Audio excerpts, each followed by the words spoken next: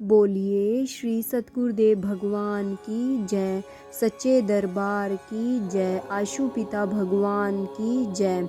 गुरु प्यारे साधकों, यह घटना उस समय की है जब आशुतोष महाराज जी मुश्किल से 7-8 वर्ष के ही थे।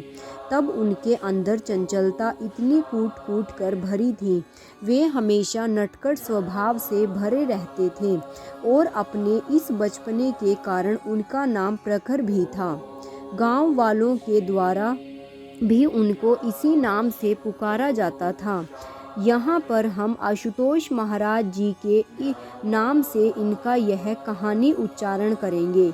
एक दिन आशुतोष महाराज जी खेलते खेलते अपने मित्र के घर चले गए।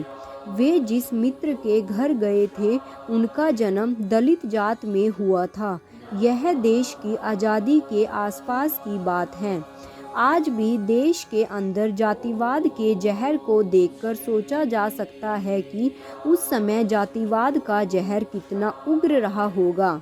तब आशुतोष महाराज जी वापस अपने घर लौट के आए तो माँ से कहा, माँ आज खाना नहीं खाऊंगा। क्यों, आज क्यों नहीं खाना खाओगे? माँ ने कहा। आशुतोष महाराज जी से पूछा, आज मैं अपने मित्र के यहाँ खाना खाकर आया हूँ। किस मित्र के यहाँ?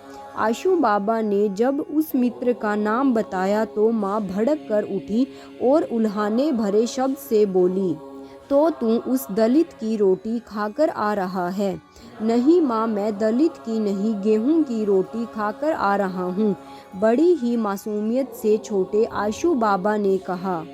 समय के साथ आशुतोष महाराज जी की बुद्धि बहुत प्रखर होती जा रही थी। महाराज जी के एक चाचा जी थे। वे अक्सर कहा करते थे, इस संसार में कुछ भी असंभव नहीं है। आज तो उस महाराज जी ने जैसा ही यह सुना तो भड़क कर गए व टूथपेस्ट को उठाकर ले आए। अपने चाचा जी के सामने टेबल पर उस पेस्ट को दबा दिया और सारा पेस्ट बाहर निकाल दिया। फिर अपने चाचा जी से कहा कि चाचा जी कहते हो कि nothing is impossible in this world. फिर जरा इस पेस्ट को वापस टूथपेस्ट में भरकर दिखाओ। चाचा जी आशुतोष महाराज जी की यह बात सुनकर बेहद प्रभावित हुए और कहा, तेरी बुद्धि तो बहुत तेज है, तेरा नाम तो प्रखर होना चाहिए। आज से मैं तुझे प्रखर ही पुकारूंगा। उस दिन से आशुतोष महाराज जी न केवल अपने घर में बल्कि अपने गांव व रिश्तेदारों में भी प्रखर नाम से प्रसिद्ध हो गए। किसी को भी समस्या का समाधान ढूंढना होता तो प्रखर से पूछा जाता, वह उसका सही सही समाधान बता देते थे। तो इसी बात पर मैं अपनी वाणी को यहीं विराम देती हूँ। तो बोलिए श्री सतगुरुदेव भगवान की जय, सच्चे दरबार की जय, आशु पिता भगवान की जय। जय श्री राम।